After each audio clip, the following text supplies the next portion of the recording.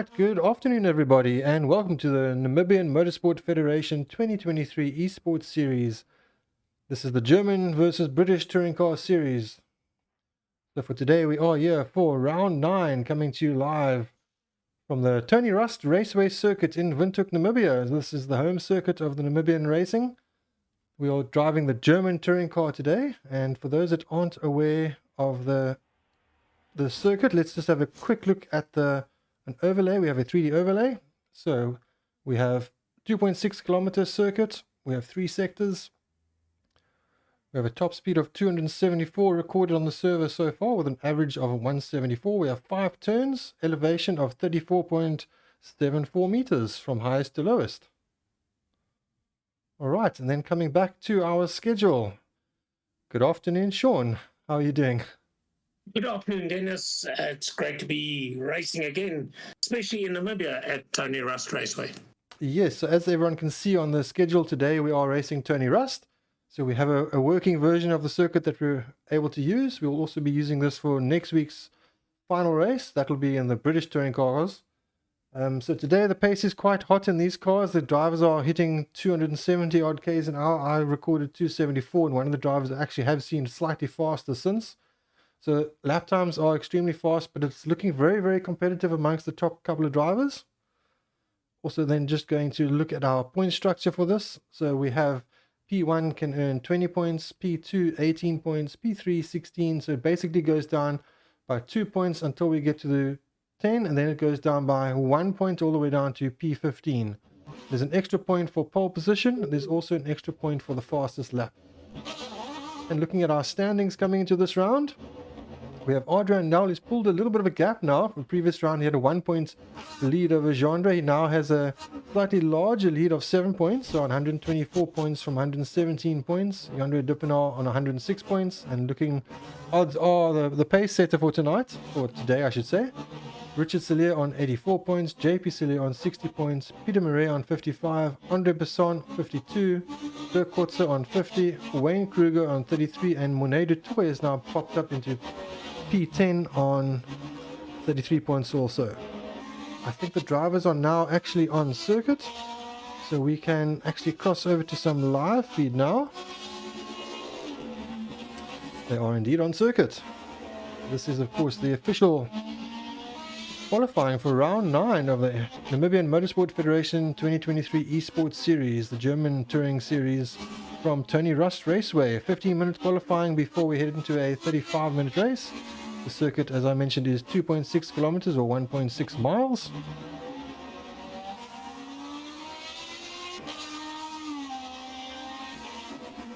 Let's get all my toys in order here. Give us some live timing as we're currently watching Richard Sellier on the lap. Yeah, with this short lap, less than a minute, and 15 minutes of qualifying, except that's not the way to do it, Richard. He scrubs that lap, obviously. We're going to get probably 15 to 16 qualifying laps in. So Gendre du Toit in the lean green machine going very well. And we wait until we actually have the first laps. Everybody, of course, is on their out lap at the moment, so it'll be a while before we get an actual lap time. And as Dennis said, 5 corners to this track, but it's tricky. Certainly turn 1 is a hairpin. Then they go up the hill, then down the hill into a right-hander. And when you actually, the last corner has, I think, a triple component to it. It's a very tricky section. You'll see when we get to it. It just keeps going left, and even more left before they hit the long uphill to the finish line and to start another lap. We see Adrian drifting around the one corner. That's definitely not what you want to be doing in these cars. Once again, sliding on the exit there. Yeah, it could be quite hot if you look at if you've been to Windhoek in Namibia, if the skies are this blue, then the chances are the track is cooking. So it could be quite rough on tyres. It's a 35-minute race. So the chances are if they all go for the dries, they will have to work it. Well, there's not that many corners, but I think turn 1, which they're approaching now, is a long hairpin. That's going to be quite heavy on the right-hand side tyres. And then the furthest corner away from this again is a long, never-ending corner. That's also going to be very heavy on the right-hand side tyres for a long duration as well. So the right-hand side of the car is going to suffer. Trying to show you all the onboard lap, and every time I click on a driver, they decide to go to the pit. So apologies for that. It was turn 2, left-hander, turn 3, the right-hander. What's going wrong? And then he's gone into the bushes.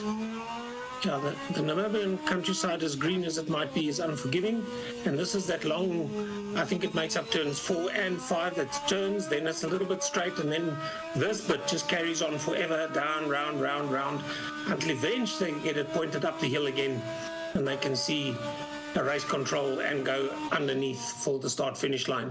So then it's downhill again into turn 1. And again, as I said, a lot of work being done by the right-hand side tyres on these cars for this circuit specifically. Oddly enough, Jandre was telling us in the driver's briefing, he's struggling with front left tyre wear. So obviously just the way that he's loading up the tyres on the brakes, the front left is actually maybe too light and the front right taking all the weight, that he's locking up the front left all the time. It's actually quite strange. The one thing that I can think of is because the car is leaning on the other tyres, that tyre that he's battling with is not as heavy on the road, so it doesn't have as much traction, so that when you do get onto the brakes, it does lock up. And that could, of course, be wearing the tyre, even though it's not doing all the work. It is being locked up, and tyres don't like being locked up because the abrasion is quite noticeable. Yeah, often a solution setup-wise with that is to soften the springs on the front, which helps give a bit more traction, and that alleviates that issue. These guys are actually racing during qualifying, which is going to throw both of their laps out of the window. So Jandre is ahead now, but I think the Flying Bumblebee is letting go, because if you're going to be squabbling with each other in a qualifying lap, it's going to destroy the qualifying lap for both of you. But it does free him for the next lap, so maybe that's all he was planning, was just to get ahead for the next one so you can get a flying lap in. The laps are quite short, so maybe the tyres take a bit more to get going. Let's go on board with Jandre. Yeah, also it'd be interesting whether the car behind him stays close enough to actually get the slipstream down the straight, because even though the circuit isn't a very long one, the straight makes up a very large portion of the circuit. So if you can get a nice slipstream, or drafting as they call them in America, then you can certainly maybe knock off 0.4, 0.3 of a second of your qualifying lap time. Nice and smooth through turn 2 and 3. Or 3 yes, now, one actually. right-hander that they do have.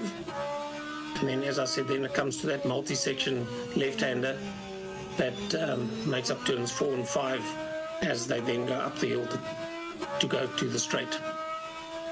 And it's a long straight. Yeah, I think it actually starts in the curve already. They are probably full throttle long before they get into the straight bit. But then this is the point where they'll be hard on the brakes and turning to the left, which then makes that inside front, well, the front left wheel light, and that might be where it's locking up. Well, that's one of the places that it might lock up, and into the entrance of turn 4 and 5 as well. We saw Jandre temporarily go up to second, and just behind him Adrian was on lap, and he straight away took second place back. So extremely close between the top 3. A quarter of a second covering the top 3 at the moment. Top 4 or less than a complete second. So close racing is going to be here at Tony Rust. I would imagine that slipstreaming will play a bit of a part down the main straight as well. I say the main straight, well, there are a couple of little straights, but they're very, very short. Yeah, there's only the one noticeable one. As we see here, that long left-hander, this is where they're leading into the straight. As I say, they're probably full throttle there already. And then it's the downhill bit, and then up the hill to the finish line. And you crest over the hill, and you're still going flat out. And then you come to the brake markers for turn 1. And the guys getting nicely out of the way that are joining the track. so that would not have affected his flying lap. Just to see who's doing well. Jean-Ray is quick at the moment. He's 0.16 ahead of Adrian. And we still have 7 minutes. So we've got, I think, at least 7 laps to go, considering they're lapping it. The quickest lap is 52.7 by Jean-Ray. And as we said before, quarter of a second separates first, second, and third. Jean-Ray de Toy from Adrian, now from Jan-Dre de Pinaar. And I think that's pretty much how they are in the championship as well. Jean-Ray pushing the limits here, getting a wheel on the grass in several parts of the track. Unfortunately, the first sector he managed to somehow get the fastest sector, even though he dipped the wheel on the grass. Second one, he just took too much and has lost out. Yeah, it was a nice bright purple. The first one, a 17.444 in the first sector. But the rest of the track, he does a personal best in sector 3. So Jean-Ray stays and he is now 0.16. It's not the fastest lap, but he remains 0.16 ahead of Adrian. And of course, we've seen before that you might qualify well, but might not have such a hot day in the race itself, or alternatively, you might not qualify well, but then have a demon of a race.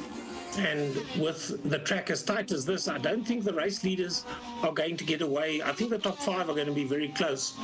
At this stage, Dirk Kotze is just over 1.1 seconds away from P1, but he's in 5th, so it gives you an idea of how close they really are in the various positions. We see some of the drivers getting very close. We see Richard currently right up behind Peter Murray at the moment, so I'm not sure if that's a slipstream effect helping him down the straight.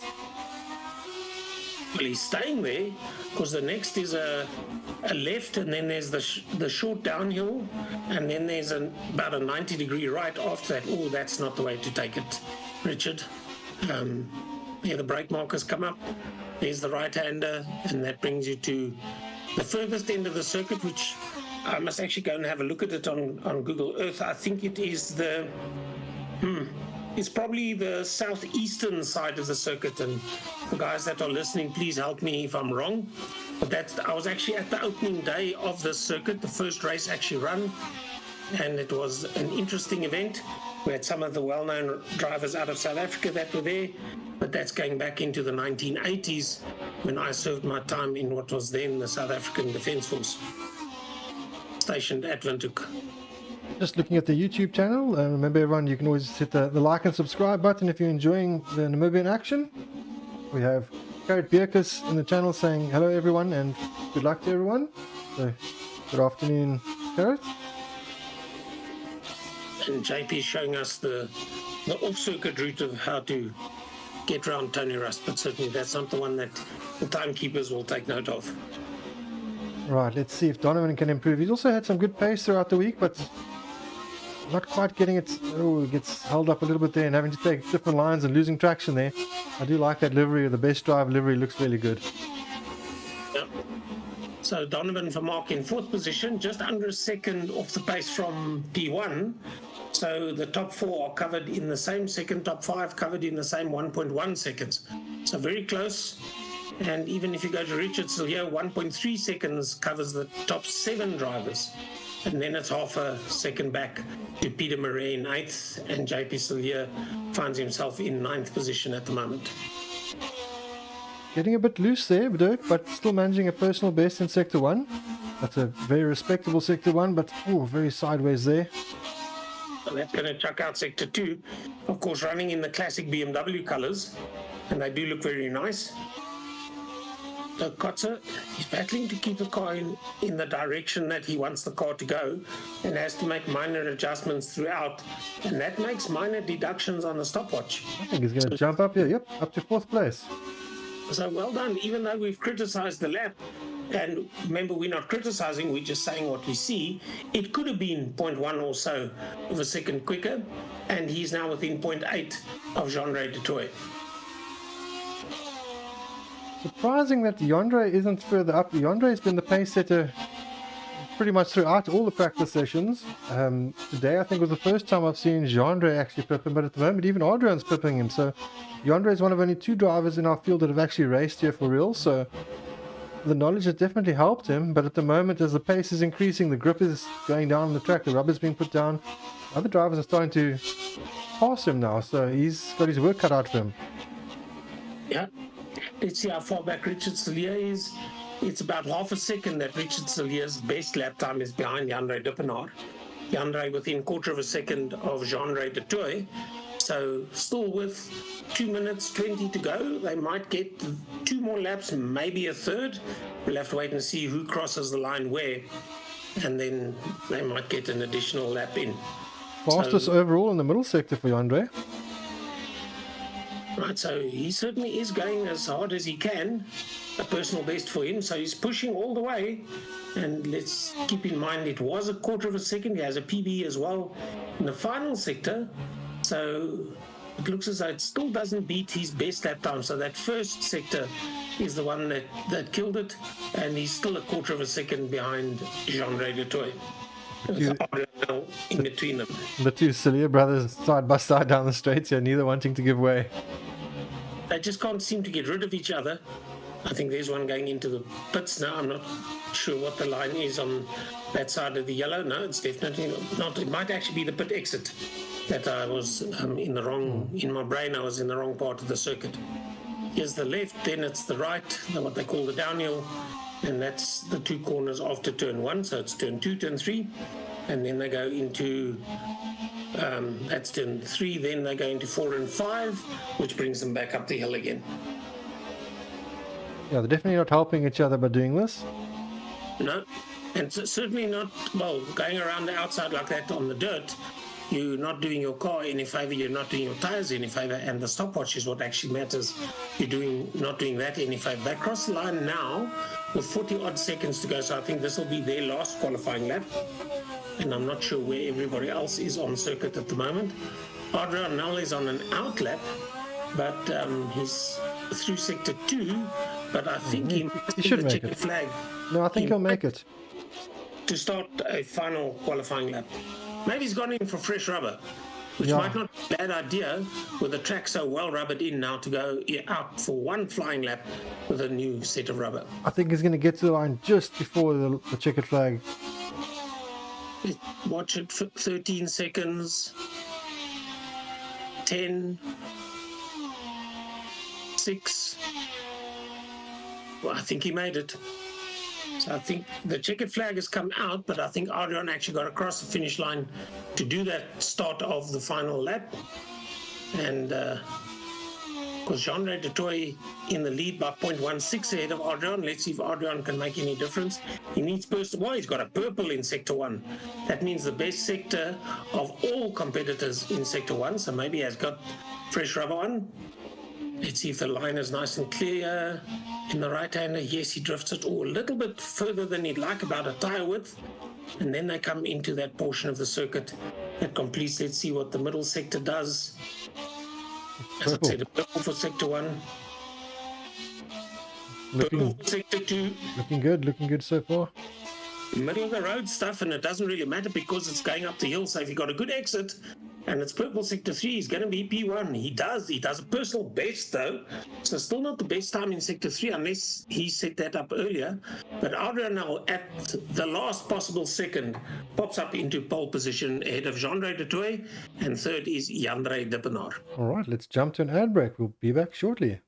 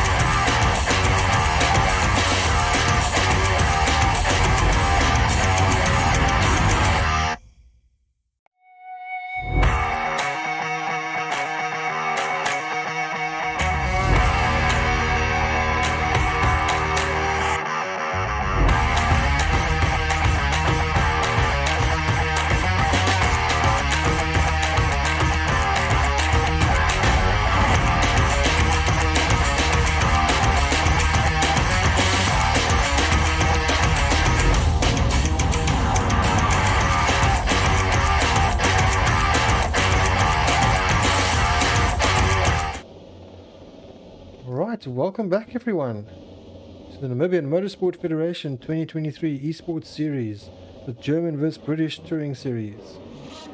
We are now of course live for our race session. This is a 35-minute race. This is the German round. Next week we'll be doing the British round at the Tony Rust circuit in Windhoek, Namibia. It's a 2.6 kilometer circuit, so expect some lightning fast laps. Just a quick look at our standings while we watch the drivers go around. And then we can just do a very quick starting order because the lap is an extremely quick lap. So our starting order. We have Adrianel taking pole position in the dying moments from Jean-Andre de Toy, Jean-Andre Duppenaar in third and Richard Salier in fourth. In fifth place we have Dirk Kotze, in sixth place Donovan Vermaak, Monet de Toy in seventh, and in eighth place Peter Murray. In ninth place JP Salier.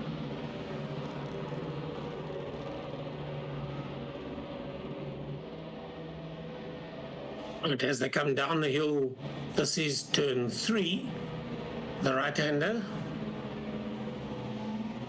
And important to get actually quite a good line out of it, because the continuous left-hander that makes up turns 4 and 5 and takes you up the hill on the straight, you need to get a good line out of that to get a good speed to go up the straight.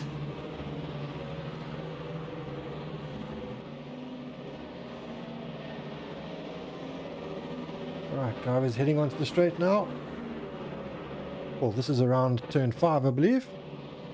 Yes. And then up the hill, pace car in front of them. They seem to be well positioned.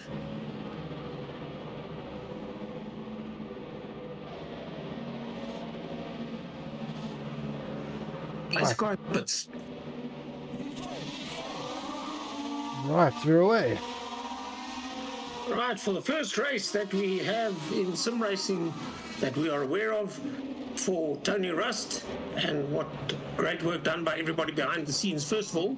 And secondly, a nice overtaking maneuver there was that Jean-Andre Duppenaar just dipping the green machine up on the inside of Jean-Andre de Toy.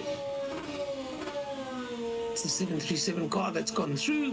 So Jean-Andre de Toy had a demon start. Well, not so much the start, but where he positioned the car going into turn 1. Yeah, he's definitely in the fight at the moment. We know he's got the pace. Didn't quite have the qualifying, but he's definitely got the pace for the race. Up on the left, as we said, the car gets light when you put it into that left-hand bend. The tires on the left-hand side get light. I'm not sure whether that's going to cause excessive wear, but certainly Jean-Ray got the car in the right place at the right time for turn 1 on the first corner of this race, and he now has Jean-Ray Duppenaar chasing hard, but I don't think he's close enough to mount a challenge. Adrianel waited very late. We think he went in for a change of tires to use the maximum grip that had been put down. He made it with less than 5 seconds to spare to start that flying lap, and then qualified very well and took pole position right in the dying minutes. Well, I think qualifying was already over, but he'd finished, or he'd started the lap in time, and he actually can afford to slightly get away from Jean-Andre de Toy, because he has Jean-Andre Duppenaar in turn chasing him from behind. Oh, Donovan all over the back of Richard is getting it really sideways there out of turn 4. Now, this is the straight, and I don't think you want to be on the right-hand side into turn 1. So we'll wait and see how this turns out, depending how good a run you got. But it's a lot of work to do the overtake on the outside of turn 1, in my opinion. They're just going to close the door on you completely, as they do in a case like that. And what happens is, not only do they close the door, you lose the momentum that you thought you had to get through the corner to overtake your opponent. And now all of a sudden he finds himself fighting, I think, Dirk Kotze behind. Oh, there's a big off. He's lucky to get it back as smooth as what he did. So those 4 cars, I think, are going to be very soon close together, because they'll be holding each other up. And that's going to be a 4-car battle. Oh, lots of lock up there.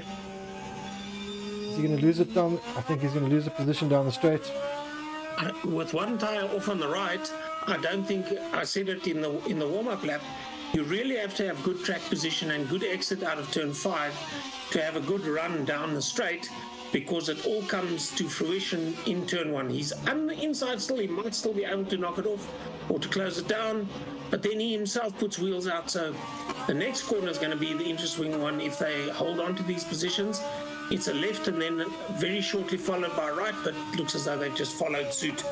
But I think that everybody will know that Peter Murray is meaning business, and Mornay in front of him is going to be defending. So those 4 cars have in fact come closer together. So this is where the race is, ahead of Mornay de Toy. So it's Mornay, ahead of him is Donovan, then Dirk Kotze and Richard Sillier again on the outside of turns 4 and 5, and everybody else thinking, where should I go next? This is quite the pack here at the moment. Obviously with them squabbling, they're keeping each other together, which is great for us. Yes, and going up the hill, I think it's Dirk and Donovan that are fighting for those positions into turn 1. But neck and neck. Of course, the inner radius is tighter, but you don't get such a good exit speed. So Peter Murray being optimistic, taking the position there. Good driving there. yeah, everybody just giving each other just enough room. But Peter Murray, number 420, he sticks around. He's behind this the 3 cars ahead of him, Dirk Kotze, Donovan Vermaak and Mornay de Toy. So I'm actually looking at the wrong thing. So Peter Murray, he's got Sillier in front of him, then Dirk, then de Pinaar. So this is the battle that's going on in front of them. The lap scoring monitor is what I need to be looking at. So Richard Sillier, Mornay de Toy in car number 777. He's behind Donovan Vermaak as they go down the back section, or the front section into turn 1. But quite a few of the guys locking up into turn 1. And then a sudden switch just to make sure nobody's going to jump up on the inside. Might be construed as a change of direction. Oh, there is a big lockup, and it's for quite a long duration. I think he's going to feel that through the wheel. He's probably going to have a flat spot now. Yeah, it's going to shake the filling out of their teeth, and they're losing contact. Who's the 4th car in front of them? Is that Richard? Richard, yeah. He's being let go. Yeah, they're squabbling behind, and Richard Sillier has a little bit of breathing room. But he can now concentrate on his own race, his own racing lines, and get away from them. Speaking of breathing room, Arwen is slowly pulling away. He's actually got over a second now on Jean-Andre. Yeah, it made a big jump all of a sudden. It was about a second, and then all of a sudden 1.4. Also depends who's on the acceleration and who's on the braking. Into turn 1. This is turn 2, the left-hander. But Jean-Ray holding on to that position very well. How far? Jean-Ray is a second ahead of Jandre de Pinaar. So that pass was made on turn 1 of lap 1, and he seems to have consolidated it very nicely. Here's Donovan Vermaak, number 95. Let's see what Donovan can do, chasing Peter Murray and Richard Sillier. They seem to have caught up to Richard a little bit again. If we look the last lap times, Richard did a 55. Well, he did a personal best, actually. So it's surprising that they did catch on him, unless in the sector that he's in, his time is quite a bit down, is Richard, a 24.6 compared to Peter Murray, who did a 24.1. So half a second in a sector makes quite a big difference. It closes up nicely on the brakes. We see one of the beacons or bollards lying on the road there, so someone's knocked that flying. That they've got to get used to, and probably adapt the racing line slightly if it is on the track. But they'll get used to it pretty quickly, unless the marshals are very quick and get it out of the way. Hopefully that wasn't someone's braking marker. Now then all of a sudden you're going to find yourself braking totally different times and can't understand why that's happening. But nonetheless, these 3 cars losing a little bit of track position from them now. It's Richard Sillier, Peter Murray, Donovan Vermaak, but Mornay de Toy seem to be losing distance to them at the moment. You see the sparks from the car, obviously, as they get up to speed, the compressors of the car bottoming out, they run the cars very low. 27 and a bit minutes to go of this 35-lap race. See, they've slightly dropped Monet as well. Monet having a Yes. good round once again. Last week, he also seemed to have quite a good round. I'm not sure if he made a small mistake, but that gap is growing quite fast, so maybe just had a slight lock-up or something. Oh, we see the guys in front having a bit of a moment. I think that was Donovan. Yeah, so he's going to be catching up to Donovan. The gap was 1.6 seconds. It's down to a second. So just one bit of a tank slapper like that, and you're half a second up the road and catching the opponent in front of you. And of course, that'll motivate him all the more. You've got to stay smooth on this track, because if you look alongside, the runoff is not like, there's a bit of brickwork as a runoff on turn 1. But as for the rest of the corners, it's grass and gravel, so which means there's no grip if you go off. So you've got to keep to within the yellow lines, not only because of track limits, but also to maintain your speed around the circuit. We have a position change for second as well. While we were following the other battle, Jandre got past Jandre, so I think Jandre might have made a slight mistake, because of the gap between Jandre and Arden remained much the same. So possibly just a slight lock-up, or just getting a wheel on the dirt or something, and it's allowed Jandre past. It's evident in the last lap time, a 54.8 by Jandre and a 56.8. That's 2 seconds by Jandre. So he had a very big moment. So it's back into qualifying positions, if I have it right. Yeah, so I think Jandre, did qualify second. I think Jandre was third, so he's managed to get ahead. Let's have a look what qualifying was. It was Jandre and Jandre, second and third. And so they have swapped around, so it looks as though, but he's going to be chasing hard again to get back to that second position. Here's that right-hander, which is turn 1, 2, 3, before they get into what I call the furthest section, that left, and left, turns 4 and 5, and then up the hill to the straight. So yeah, you've got to get a good exit. You just got to get onto the yellow line. I don't think you want to go beyond the yellow line at any stage on this track, and then see if you can get out of it smooth. He's just not close enough to get a slingshot or to get a drafting done on the car in front of him, but certainly Jandre is holding on to that second position very well. Yeah, at the moment, lap time wise, we have Adrian Nel on a 53.810, fastest lap of the race. Jandre is currently on a 53.982, so very close. Jandre at 53.965, so between the two of them is extremely close on their fastest times. Yeah, and within 0.1 of a second, so all three of them running under a 54. Dirk Kotze was in fourth position at 54.4, so that's almost half a second slower than the top three. It just goes to show that's why they are in the top three positions, and that there's nobody really. I see there the track has had a mod. I think the corner was designed, and then when they found racing it in real life, here and there they found that they need to add just a little strip of cement to prevent the amount of cars that were probably going off at those points. So that certainly does help, that you can run the corner slightly wider than I think the track was originally designed. It looks like Richard has dropped a place or two as well. He's down to 7th now, but it looks like he might actually be catching up to Donovan. His last lap was a 56.7. Donovan actually did a faster lap of a 56.1. Yeah, so they seem to have settled. The one race that's on is for second and third. Jandre Dippenaar is 4.5 seconds behind Adrian Nel, so I don't think anything's going to happen there. But Jandre Dippenaar has Jandre de Toy only 0.4 of a second behind him. So that's going to be very close. And as for the rest, they are more than a second. So I think they're running sort of in sequence. And as I say that, those second and third position drivers crest the hill and go into turn 1. And Jandre is trying to make life very difficult for Jandre, even if only it be psychologically. Yeah, he's going to be watching his mirrors more than the road ahead at this rate. Yeah. So Jandre has something to aim at, and Jandre, on the other part, he's got something that he has to defend from. So the psychology of the hunter and the hunted. They go through that right-hander before they approach the far end of the circuit, which is left, and more left. And this is where you've got to be smooth. It's nice to see it out of the cockpit of the car behind. He hasn't put a wheel wrong there. He's onto the yellow line, but not onto the grass beyond it. So well positioned, as you mentioned before. the shock absorber is being squashed to the limit, and that's why you probably have the board underneath the car causing the sparks.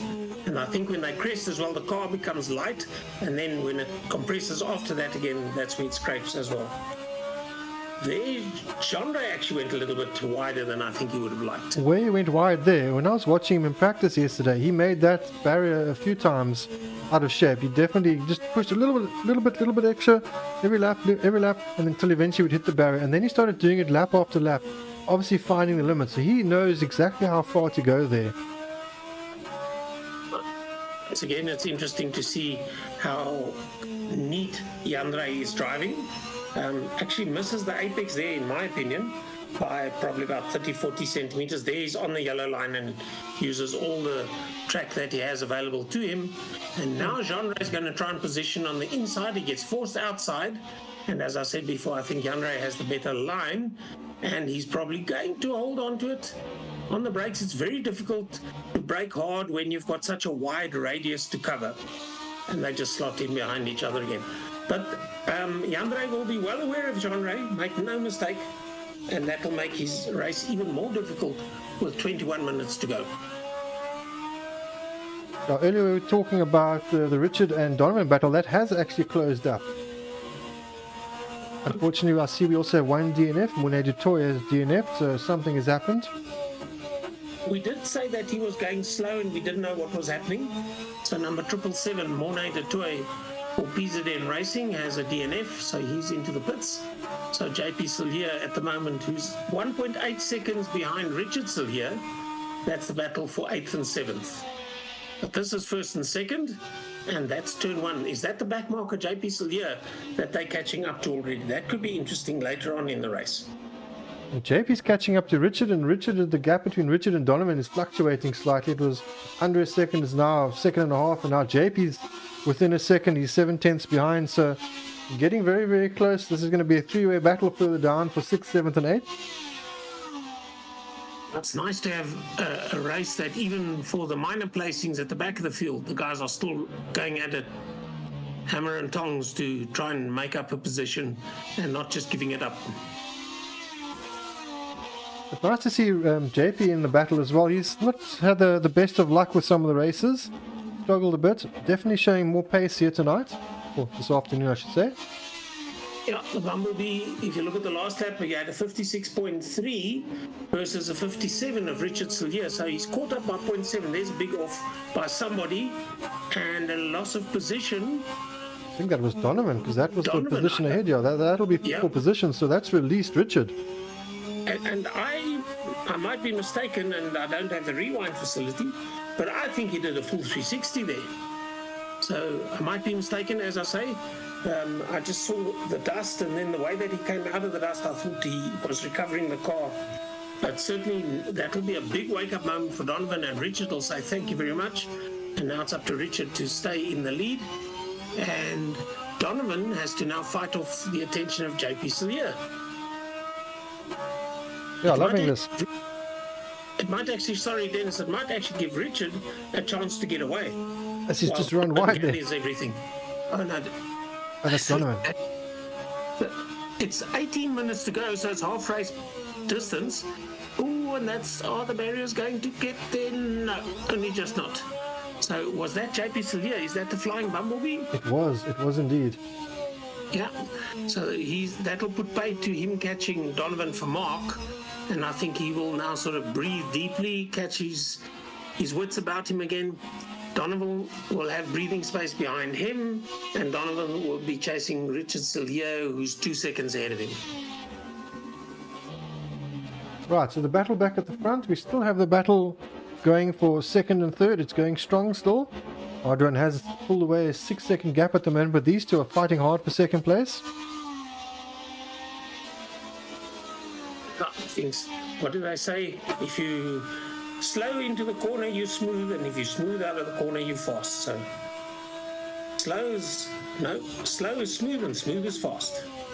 If that makes sense to anybody. Yeah, smooth in, fast out, something like that. Yeah. So we've seen also that the guys have at turn 1 specifically been braking, and I think they're just trailing the brake a little bit long, and the left wheels lock up as they turn into the corner. So maybe they'll just change the brake marking point, or the point at which they start braking for turn 1 as the race wears on with 17 minutes to go. That you don't really want to be wearing out your left-hand tyre, even though it's not the tyre that's doing all the work. It still has to grip for you to be able to get a good speed around the circuit. Right, so the gap kind of neutralized at about 1.2 seconds at the moment. Of course, these cars do have DRS. I'm not sure if the track enables DRS because it is track specific. With this long straight, it would definitely be an aid, but perhaps it's not something that is, it's only enabled in the race if it is available, but I don't think it will be available here. The ideal time would be to have it enabled out of turn 5 and then up to about the braking point for turn 1. JP has got past Donovan for Mark. Right, so JP is into 7th position, so Donovan for Mark. He was challenging Richard, but then due to that mishap that happened, Richard got away, and Richard actually has an 8-second lead over JP Sillier, and Donovan for Mark is another, well, he's just been passed, half a second behind that. So it looks as though that's pretty much going to be settled as well. Oh, nice close battle here. It looks like JP was a little bit early on the brakes than what Donovan anticipated, so Donovan having to take slight avoiding action into turn 1. Of course, this being FIA sanctions, we do have clerks of the course that look at incidents, but I think they've had a very quiet moment because the guys have been really well behaved, except this guy has decided to wreck the right-hand side of his car. And that's the one point where I think he got away with it. Very, very lucky there was Donovan for Mark. He's got nobody challenging him other than himself. And that was just a lapse of concentration. I think he went into that corner just too fast. And then the car drifted out naturally. And he became a bit of a spectator until the barriers came to his rescue, if you can call it that. So at the moment, lap times have neutralized at the front. Adrian isn't extending his gap. In fact, it's actually come down slightly. Previous laps, it was a 54.505 for Adrian and a 54.469 from Yandre. So Yandre Duppenaar slowly reeling him in, but not going to have enough time, but definitely slightly faster this phase in the race. Now, you see that turn 1 stall. For genre, in any case, on the brakes, the left wheels do just show a little bit of lockup. And if you repeat that lap after lap after lap, then the left wheels are going to show signs of wear, where you're going to need them at the downhill corner, turn 3, I think it is. They might not be all that you think they are. There's a wheel off in the dirt, which certainly doesn't help either. The guys are getting a little bit, I wouldn't say ragged, but they're using more than the track that is available. And as soon as you do that, then you slow your own lap speeds down. And if you thought you had the chance of catching anybody, then that flies out the window. Dirk Coetzee in the classic BMW colors, approaching turn 1. Yeah, these cars definitely aren't the easiest of cars to drive. Yeah, Dirk is running a little bit isolated. He's 15 seconds behind Jean-Ray, and behind him, Peter Marais is another 6 seconds adrift. So he just really has to concentrate on his own driving with 13 and a half minutes odd to go, that he just has to hold on to 4th position and grab the points for that. JP Sillier, 10 seconds behind Richard Sillier. That's car number 89 behind car number 10. JP actually having a very good round. I think this is probably his best round of the series, as we see Donovan running wide again. Taking to the escape road there. Yeah, I think that's a lucky thing that it is there, but because you're covering the greater distance, it'll mean it's a slower lap time. And if you were actually trying to catch somebody ahead of you, that'll mean 0.2, 0.3 of a second that you've just managed to lose all on your own. So Adrian making it look quite easy once again. Hopefully we don't put the commentator's curse on him. He seems to slot into a groove, and I think he's well aware of where everybody else is around him. If you look at the last times, he's into a 54.7. Janre is a 55, Genre a 54.9. So even though Genre, who's in third, is quick, he's 0.6 of a second slower than Adrian. So Adrian's just, I wouldn't say cruising, he probably works very hard at it and spends a lot of time with setup and where to do what on this track with the car and make it work for him. And it certainly is working very well for him. Still see the car moving around, so we know he is working because he had the backing coming out of him, then he corrects and he gets into another slide. So it's just supreme skill at the moment of the driver. Putting the left rear off there, but it was literally just for a microsecond, which shows he's using all of the track, and the slow guys getting out of the way. Well done. So they certainly aren't impeding Adrian Nell's race. Not that there's anybody to challenge him, because as I say, he's now 8 seconds ahead of Janre de Penard. And we were just speaking about how JP's having such a good race, but he's just been lapped. But still, having a really, really good race. I would say this is his race of the season so far. Yeah, it happens, and it's quite probable to happen on as short a circuit as this, because the guys that are quick are really quick. And if you look at the last, the best lap times actually, Adrian Nell 53.8 and JP a 55.3. So that's 1.5 seconds per lap. And with a mistake here and there, that means Adrian actually catches up to the back marker and then laps him. So JP and Donovan have been lapped. So they're a lap down, and we'll probably, there's a big mistake by Genre, I think it was. We'll have to wait and see. It's indeed Genre. He had a third of the car off the track. And that's also just the point. If you've got to defend, or if you've got somebody close enough behind you, or you trying to attack, in this case, and it's 2.6 seconds and you lose 0.3 of a second, then it's like all the hard work you've done for the last few laps is gone, and you have to fight all over again, or make it work all over again. Oh, in the background, I think that's Donovan going off again and into the barrier. Managing to keep it going at least. Right, and back on. Let's see if there's any damage. Plumes of dust that come back on, and he gets off the racing line as quickly as he can, which is probably the right thing to do. This is a bit middle of the road, but he's still going. And up to turn number 2. The uphill, then left. But there's a lot of the bodywork missing on that car. So I think that'll be more detrimental than what one expects. Let's see if he's going to be aware of Dirk coming up to lap him. Dirk sits right behind him, and of course here they go into that continuous left-hander. I think Dirk will potentially, he does exactly what I wasn't thinking. Had an element of risk there and put it up the outside. But he got past him quite comfortably in the end. Nice move, that. Donovan, that was a big off. Let's see what his lap time drops to. On his last lap of 55, but there's quite a few of them that are running 55s. Peter Marais, Richard Sillier, JP Sillier, and Donovan all running in 55 seconds. And before he DNF'd, Mornay was also his fastest lap of 55 seconds. So this last lap of Donovan, a 1:11. So it just goes to show how you have an off where your best lap is a 55. You then do 16 seconds slower in one lap. So that's how you lose a lap on the race leader pretty quickly, just with a mistake here and there. Just looking at the data on the screen at the moment. So if you look on the bottom right, you see the green line. That's the throttle position of Adrian. And the red is the brake position. So you can see how he's playing with the pedals. So he's not just standing on the throttle or standing on the brake. He's modulating it, feeding it. And you'll see when the car gets sideways, he eases off just ever so slightly and then feeds it in. And once it starts to grip, then he stands on it. It's actually interesting into that first section of turn 4, because, as I said, it's a bit vague where turn 4 starts and ends, but he actually goes through with no throttle, no brake.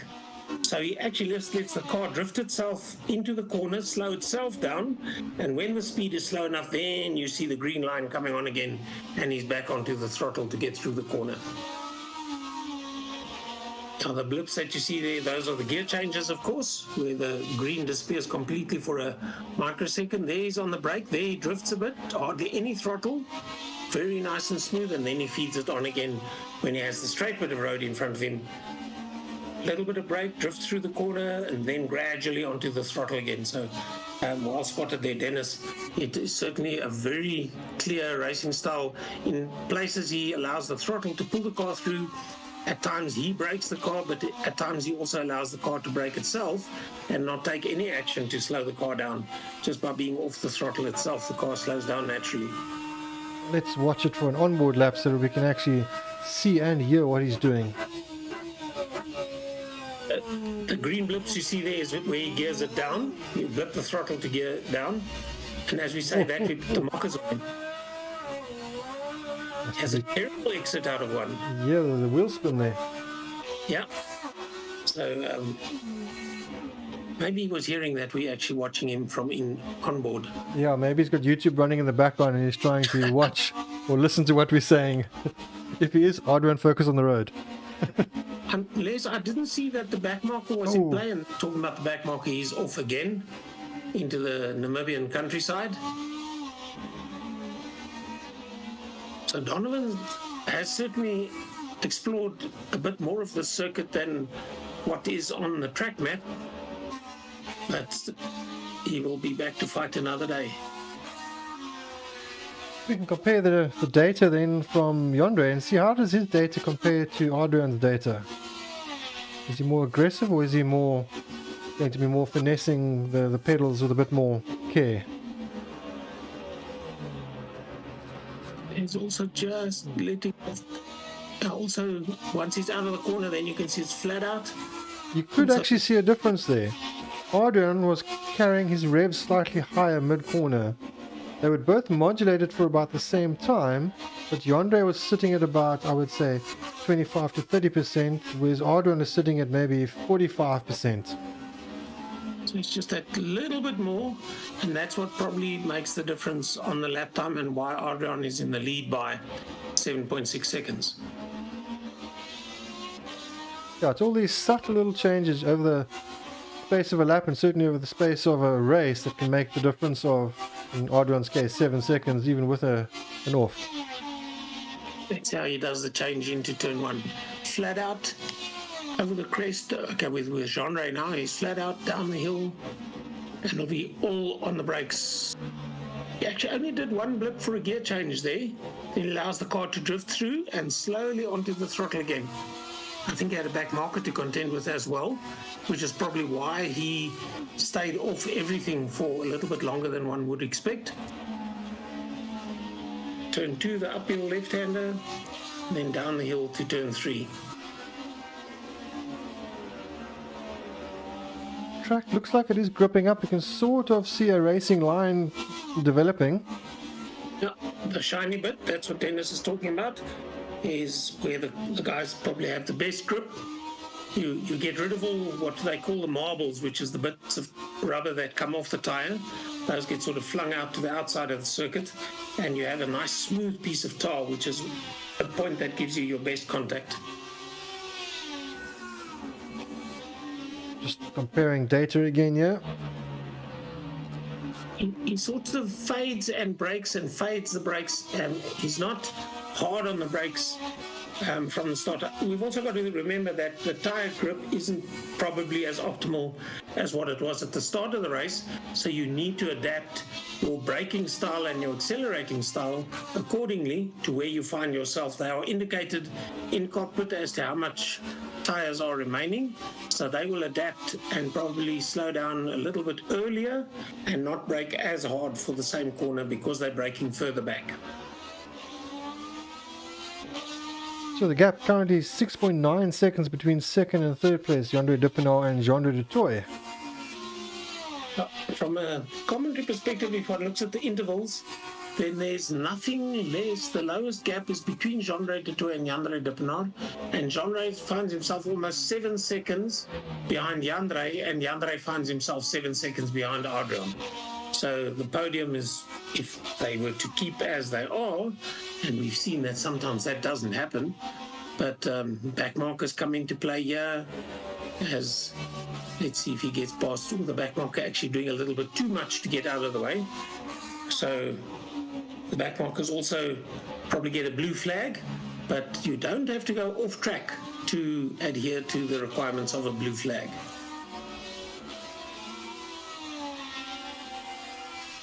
So surprisingly, the race stretched out a lot more than I was expecting. I was expecting a lot more of a fight because the times are very, very close. Obviously, a shorter circuit, you do have closer times. But I think the guys are very familiar with the circuit. Some of them from driving it, some of them from just possibly going to watch racing there. And it seemed like it was going to be... It is still, I think, one of our closest rounds. Unfortunately, JP Saliers had a DNF, so I'm not sure what happened there. We did see him being lapped. So maybe he just put a wheel wrong somewhere. In the dying moments, he's just lost it. Just as a matter of interest, the last lap, Adrian still running a 54.6. Everybody else behind him, 55 for Jan-Ray, 55.2 for Jean-Ray, and 55 virtually dead for Dirk Kotze. Dirk Kotze breaks in by thousandths or hundredths of a second into the 54s, but it just gives you an idea that even though he's leading, Adrian is about 0.4 of a second quicker than anybody else on track, and it's not even the guy behind him. So he's driving a very, very conscientious race and just keeping it flowing and keeps the car pointed in the right direction that's all that he needs to do. As you say, that gets it very sideways there. Yeah, as I say, with the last minute, so let's just see where he is. That's turn. Probably get one more lap after this. Yeah, he'll get across the line. This is turns 4 and 5. Then he has to head up the hill, and he's got 40 seconds in which to do that. As he slides it out of, which is 4, heading into 5. I think this is about turn 5, which then starts the downhill. You'll probably see a bit of sparks now. He actually, I think because of the slide, he was slower. So yeah, 24 seconds to go as he crosses the line. So this will be the last lap for Adrian, and that will be lap 39. So they actually got to complete quite a few laps in this 35-minute race. And I think Dennis and I spoke about it. The only time that you, as a driver, get a little bit of time to rest, and if we say rest, it's sort of limited to just flexing your fingers from holding onto the steering wheel that tight, is out of turn 5 and cresting the hill, because then you've got to start concentrating again on where the brake marker is to go into turn 1. But well done to Adrian. I don't think anybody's going to catch him as he goes through 4 and 5 and up the hill to take the checkered flag for this race at Tony Rust. Yeah, fantastic race for Adrian once again. And he takes the checkered flag. The race victory to Adrian. Second place, Yandre Duppenaar crosses the line. Also a fantastic race for Yandre, working his way up from 3rd place. Jean-Dre, unfortunately, just having 1 or 2 moments in the race. Definitely has the pace, just couldn't quite hold it together, but still a solid podium position. Yeah, and that's what matters. I think they'll have learned from this experience and come back to fight it next week with a different car, of course, and probably with a different approach. Now that they have I wouldn't say the skill sets, but I think knowledge is key. Track knowledge will definitely help, yeah. Yeah, how to... Oh, there's somebody that's on the brake markers, and I think that was it Dirk? I think it was Donovan and Dirk, yeah. Yeah, so not quite sure what happened there, but nonetheless. I think it's just the end of race antics. Yeah. All right. That brings us to the end. Sorry to cut you off there. We're going to jump to an ad break quick. We'll be back shortly with our top 3 drivers for their interviews. So hang around and we'll see you shortly. We'll be back.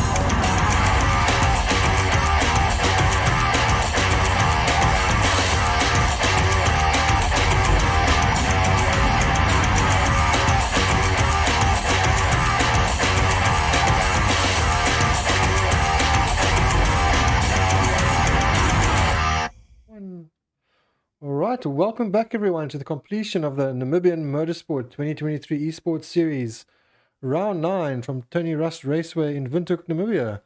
We of course are joined by our top 3 drivers on the podium, which are Adrian Nel, Jandre Duppenaar and Jean-Ray de Toy. Sean, would you like to do the questions? Yeah, just quick. There was only one change from qualifying to the race. In qualifying, it was Adrian from Jean-Ray from Jandre, but in the race, it was Adrian from Jandre from Jean-Ray. So the question to Jandre, what did you do different to get a second in the race compared to what you did to get a third position in qualifying? I didn't really change anything. I was just trying to be consistent and save the tires. So I don't know where the lap time came from, but yeah, it was a tight race. Chandra kept me honest. Yeah, that was quite close for quite a while. Adrian, you seem to run quite balanced, and as we went in car with you, I think with 2 or 3 laps to go, you had a bad exit out of turn 1, which I think you got a bit of a slide on. Were the tires a factor towards the end of the race? Of course, this car's a factor in qualifying. The tires are a factor as well. So the tires lasted quite well, but yeah, the tires were getting to the end at the end of the race. But a good race nonetheless. And Jean-Ray, to you, I think probably quite optimistic qualifying in second, but then giving up the position and then just not being able to remount the challenge to Jandre. But overall, you happy with third position for today? Yeah, I think Adrian's already well away on the championship, so there's not really any catching him. Now it's just to hold on to second place. And if I didn't have a mistake, I locked up at the start and I struggled with the left front for some reason. When I ended the race, I had 14% left on my left front. So I just kept locking up, and that's where I just lost a lot of time. And a good race overall as well.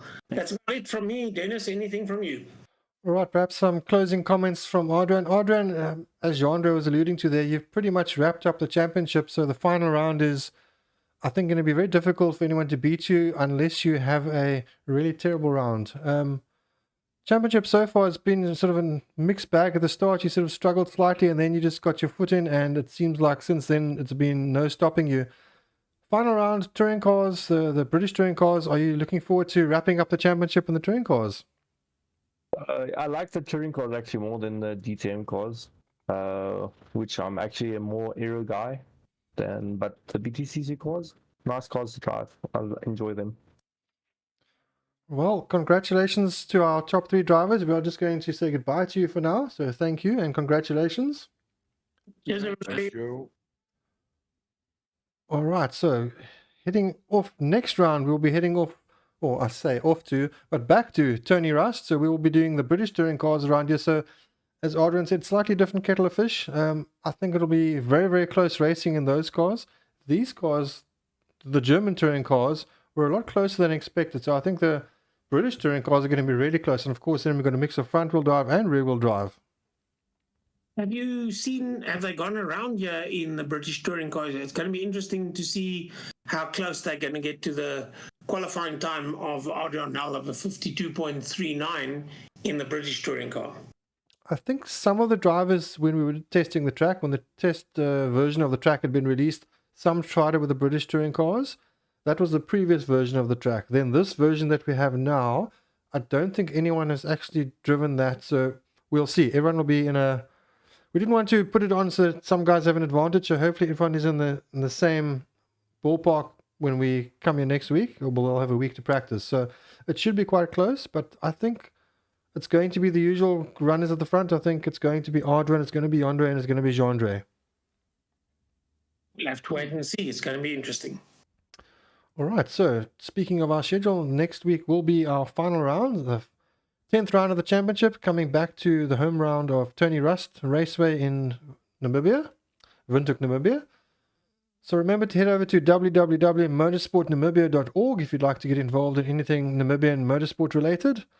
And otherwise, remember to hit the like and subscribe and join us next week for the final round of the championship. Until then, have a great week and we'll catch you then. Cheers, everybody.